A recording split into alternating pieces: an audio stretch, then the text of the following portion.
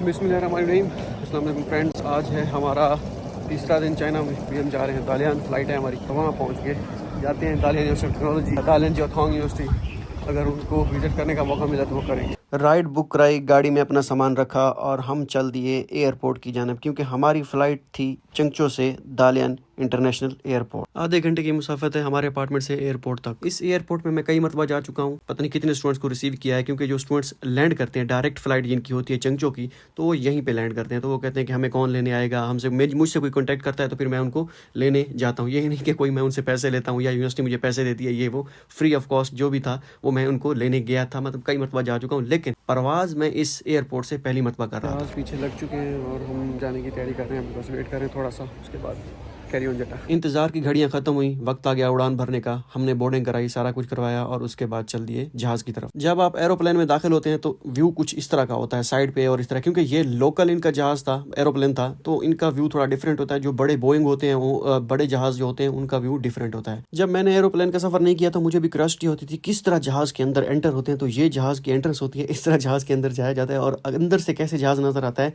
उसका व्यू मैं पहले बड़े जो बोइंग होते हैं उसका व्यू करा चुका हूँ, जो पहला व्लॉग था। लेकिन इसमें चले मैं आपको जो इनके लोकल एयर बस समझ लें, उसका व्यू कुछ इस तरह का होता है। सीट्स भी कंजेस्टेड होती हैं, एरिया भी कंजेस्टेड होता है, सारा कुछ होता वैसे ही है, लेकिन थोड़ा सा ऐसा समझिए साशे में, ठीक है। तो उसका व्यू इस तरह कुछ नजर आता है। मैं बहुत खुश हो गया कि विंडो सीट मिली है, लेकिन कोई चाइनीज आके बैठ गया, उसने कहा कि भाई साइड पे हो, सीट हमारी है। मैंने कहा ठीक है, गुजारा करते हैं। ये अंदर का व्यू है, बहुत जबरदस्त है, लेकिन है छोटा जहाज। बादलों में से होते हुए, हवाओं का सीना चीरते हुए हम आखिरकार पहुंच गए दालियान की सरजमीन पे। दालियान के एयरपोर्ट चूंकि शहर के नजदीक है, ऐसा लगता है जैसे हम किसी बिल्डिंग के ऊपर ही लैंड करने वाले हों, लेकिन फिर लगता है कि नहीं नहीं, एयरपोर्ट ही है। मेरे साथ मेरे कजन था, वो कह रहा था मुझे डर लगता है, आप वीडियो बनाओ जैसे ही लैंड करता है। मैंने कहा ठीक है, ये कोई मसला है। मैंने फिर वीडियो रिकॉर्ड की। मैंने कहा डर के आगे जीत है भाई, ड्यू ना किया तो फिर क्या जिया। आखिरकार हम लैंड कर गए। मैंने कहा कोई कसर बाकी रह ना जाए पूरी, जब तक लैंड नहीं होता और जब तक रुकता नहीं है जहाज, मैं वीडियो बनाता रहूंगा। खैर आखिरकार जहाज रुक गया और हमने स्टाफ मेंबर को बाय बाय किया और जहाज से बाहर निकला। ये वैसा ही एरिया जिस तरह हम एंटर हुए थे वैसे ही हम एग्जिट कर रहे हैं। इनकी जो लोकल या डोमेस्टिक फ्लाइट्स होती हैं, इनका ये मजा होता है कि कोई इमिग्रेशन वगैरह वाला सीन नहीं होता, बस आप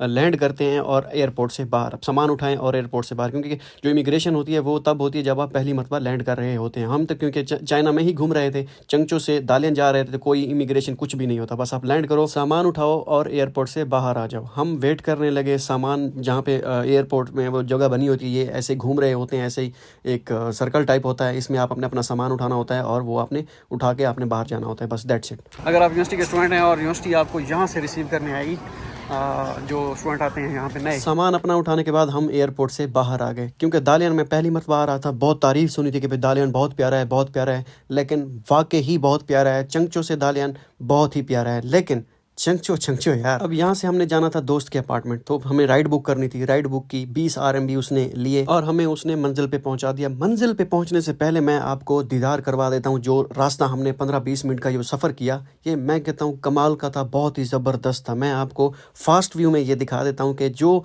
हमने देखा, जो मैंने देखा, मैं कहता हूँ कमाल। जिंदाबाद पुत्र मुबशर, मज़ा ही आ गया। एक बार तो मुझे ऐसे लगा कि मैं जैसे इस्लामाबाद में आ गया हूँ और ये मारगला हिल्स हैं, लेकिन फिर मैंने अपने जज्बात पे कंट्रोल किया। भाई कंट्रोल, ये जज्बात अपने पास रखो फ़िलहाल, बाकी आगे काम आएंगे। ये दालियान है, ये इस्लामाबाद नहीं है। अभी जज्बात पे काबू पाया ही था कि आगे टनल आ गई। मुझे ऐसा लगा कि मैं पेशावर वाली साइड पे जा रहा हूँ अपने दोस्त के पास, और सेम वही सीन चल रहा है, रिपीट टेलीकास्ट चल रहा है। फिर मैंने कहा कि नहीं भाई, थोड़ा सा और कंट्रोल करो, बस थोड़ा सा टाइम रह गया है, हम पहुंच जाएंगे अपार्टमेंट तक। खैर टाइम गुजरता गया। एक मरतबा मुझे लगा कि भाई ये हैं वही कह रहे हैं कि दालियान खूबसूरत है, कहाँ खूबसूरत है, ये बिल्डिंग ये सारी इस तरह की, चंगचो भी हमारे सिटी में भी हैं। लेकिन फिर जैसे जैसे आगे बढ़ते गए उसी तरह ब्यूटी निखर के सामने आने लगी। बिल्कुल ऐसे लगता था कि जैसे हम मरी में आ गए, क्योंकि मरी में भी इस तरह ही बिल्डिंग्स और इस तरह ही लोकेशन सारी है, क्योंकि वो भी पहाड़ी इलाका है और ये भी पहाड़ी इलाका है। एक बार के लिए मैंने भी सोचा कि यहीं रहना चाहिए, व्लॉग्स भी बनेंगे, ज़बरदस्त होगा। लेकिन हर चीज़ के अपने प्रोज एंड कॉन्स होते हैं, वो मैं आगे चल के किसी और व्लॉग में बताऊंगा कि क्यों यहाँ पे रहना मसला है। मसला ज़्यादा नहीं है, लेकिन मेरे जैसे आलसी बंदे को यहाँ पे मसला है। खैर ज़बरदस्त लोकेशन थी, मर्री की तरह बहुत ही ज़बरदस्त एरिया उन्होंने बनाया हुआ था, ऐसा स्पेसिफिक और ज़बरदस्त करके बनाया हुआ था कि जिंदाबाद पुत्र मुबशर, मज़ा ही आ जाता था। तो भाई पहुँच चुके हैं यहाँ पे, ठीक है, बड़ी ज़बरदस्त जगह है और पहाड़ियों में जो है पड़े हुए हैं हमारे दोस्त, ठीक है।